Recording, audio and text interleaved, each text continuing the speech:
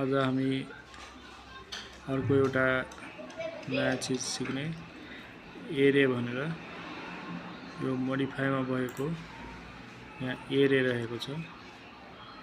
यो एरे हामी कसरी बनाउने, एरे कसरी गर्ने भनेर सबभन्दा पहिले हामी सर्कलमा जाने, यहाँ इलिप्समा जाने, यहाँ एउटा इलिप्स बनाउने। इलिप्स बनाइसकेपछि हामी यो इलिप्सलाई चाहिँ हामी एरे कसरी गर्ने, मोडिफाईमा जाने, यहाँ एरेमा क्लिक गर्ने।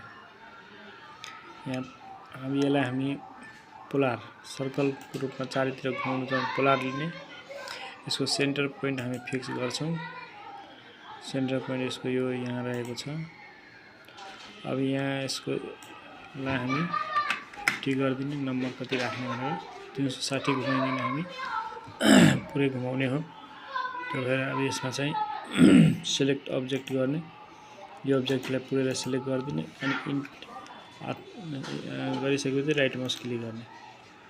राइट माउस क्लिक गरेर ओके मा क्लिक गरिदियो भने हाम्रो यो एरे चाहिँ बनिसक्यो। यो तरिकाबाट हामी जुनसुकै अब्जेक्टको एरे बनाउन सकिन्छ। अब यसलाई चाहिँ हामी यसको सेन्टर पोइन्ट हामी यहाँ राख्यौं। अब सेन्टर पोइन्ट हामी यहाँ राखेर हेर्छौं कस्तो बन्छ। फेरि मोडिफाईमा जाने, एरेमा क्लिक गर्ने अनि यहाँ यसको सेन्टर पोइन्ट लिने। अब हामी सेन्टरमा यहाँ नराखिकन हामी यहाँ राख्छौं। कहाँ राख्ने, यो यसको छेउमा राख्ने। यहाँ यो सेम रहन्छ, 50 रहन्छ, यो सेम रहन्छ। यसलाई सिलेक्ट अब्जेक्ट गरिदिने, अब्जेक्टलाई सिलेक्ट गरिदिने अनि राइट माउस क्लिक गरिदियो भने अनि ओके गरिदियो भने, यो ओके मा क्लिक गरिदियो भने हाम्रो यस्तो हुन्छ। हामी यसरी चाहिँ हामी एरे गर्न सक्छौं।